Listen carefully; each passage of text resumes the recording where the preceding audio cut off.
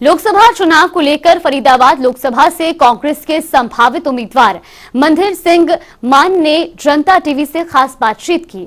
उन्होंने कहा कि बहुत जल्द ही कांग्रेस के सभी उम्मीदवारों की लिस्ट जारी होगी और आने वाले लोकसभा चुनाव में हरियाणा के अंदर 10 की 10 सीटों पर कांग्रेस का कब्जा होगा। 2024 के लोकसभा चुनाव को लेकर हमारे साथ कांग्रेस के वरिष्ठ नेता मंदिर सिंह मान मौजूद हैं। इनसे सीधी बात करेंगे क्योंकि कांग्रेस की जो है उम्मीदवारों की लिस्ट अभी तक घोषित नहीं हुई है। सिर्फ बीजेपी के उम्मीदवार मैदान में घूम रहे हैं और अकेला ही यानी कि बीजेपी के जो उम्मीदवार हैं वो अकेले ही मैदान के अंदर जो है वो उंगली फिरा रहे हैं और उनका साफ तौर पर कहना है कि इस बार बीजेपी फरीदाबाद सहित पूरे 10 की 10 लोकसभाओं में 10 की 10 सीटों पर जो है वो विजय प्राप्त करेगी। इस पूरे मामले को लेकर बातचीत करेंगे। मान साहब, सबसे पहले स्वागत है जनता टीवी में आपका। नमस्कार, धन्यवाद। मान साहब, बड़ी विडंबना है कि कांग्रेस अभी तक अपनी लिस्ट जारी नहीं कर पाई है और इसी की वजह है कि बीजेपी के उम्मीदवार अकेले मैदान में जाकर जो है वो उंगली फिराते हुए नजर आ रहे हैं। 10 लाख का पार का नारा कहीं लग रहा है, कहीं 10 सीटों पर जो है वो जीत का दावा किया जा रहा है। क्या कहेंगे? मैं यही कहूंगा, जो यहाँ का प्रत्याशी है वो पूरी लोकसभा क्षेत्र ने अच्छे से देख लिया है। इसने कृष्णपाल गुर्जर ने सिर्फ फरीदाबाद को लूटने का काम किया, फरीदाबाद को गड्ढे में ले जाने का काम किया है।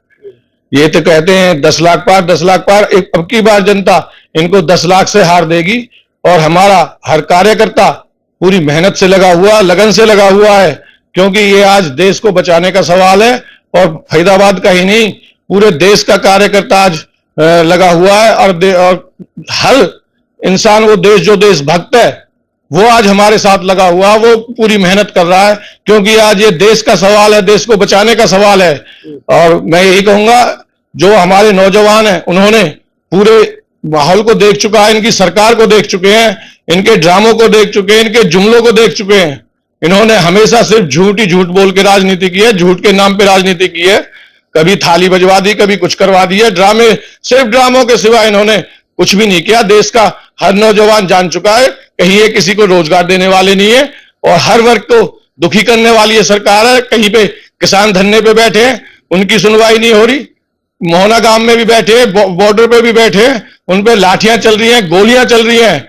तो मैं यही कहूंगा, इस सरकार ने हर वर्ग को दबा के रखा है, चाहे वो बिजनेसमैन हो, चाहे वो एक किसान हो, चाहे वो दुकानदार हो, चाहे वो शिक्षा का वर्ग हो, चाहे वो नौजवान का हो। हर वर्ग के लिए इसने कोई काम नहीं किया, सिर्फ सबको दबाने का काम किया। सिर्फ कुछ लोगों को आगे बढ़ा के उन्हें काम दिया और देश को उनके साथ मिलकर लूटा है। आप कह रहे हैं कि 10 लाख से हराने का काम करेगी। फरीदाबाद की बात कर लें, परंतु बीजेपी के जो उम्मीदवार है कह रहे हैं कांग्रेस में उम्मीदवार ही नहीं है, इसलिए लिस्ट अब तक जो है वो जारी नहीं। कई दौर की बैठक हो चुकी है, उसके बावजूद भी नाम फाइनल नहीं हो पा रहे हैं।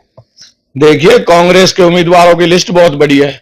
कई लोग वहां कई दाव मांग रहे हैं और ये हमारी पार्टी अब की बार सोच समझकर चुनकर कैंडिडेट को मैदान में उतारेगी। इस बार जीतने के मूड में है पूरी, यानी कि इसीलिए मतलब जो है वो हर जो है वो उम्मीदवार को परखने का काम करे कांग्रेस, ये कहने हैं? बिल्कुल हर उम्मीदवार को परखा जा रहा है और अब की बार 9 की 9 कांग्रेस की और एक आम आदमी पार्टी की 10 की 10 सीटों को बहुत मजबूती के साथ हरियाणा में से हम जिता के देंगे, क्योंकि ये देश का सवाल है और आज देश बिल्कुल खतरे में है और देश को बचाना है।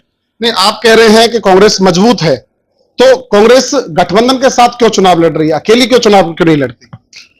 नहीं, हरियाणा में पूरी मजबूत है और जहां इनको लग रहा है कि सब जो मिलजुल के, जो आज 28 पार्टियां जो मिलजुल के लगी हुई हैं, इसलिए लगी हुई हैं कि कहीं भी कैसे भी कोई कमी ना रह जाए इन भ्रष्टाचारियों को उखाड़ने में, क्योंकि अब की बार किसी भी तरह से आने की इन्होंने कोशिश की है आगे तो बिल्कुल देश खत्म हो जाएगा।